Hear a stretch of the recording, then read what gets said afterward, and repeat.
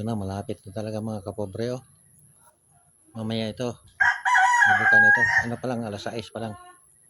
Mamaya pagdilim talaga nito, mga alas 7. Buka na yan. Yan, bumuka na. Kunti pa, kulang.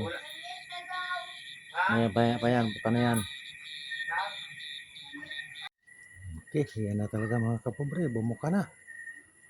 Yan o. Buka na. Alas 7 na kasi ng gabi. Yeah.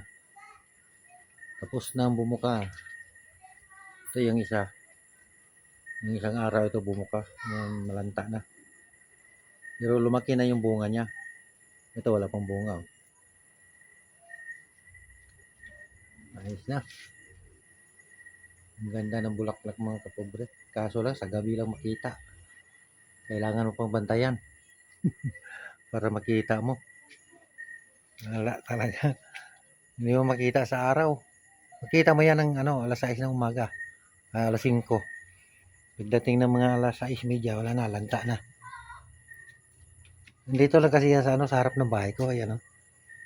Ito yung bahay ko. Ito. Tapos yan lang siya. Oh. Hanggang dito lang mga kapobre. Maraming salamat sa panonood.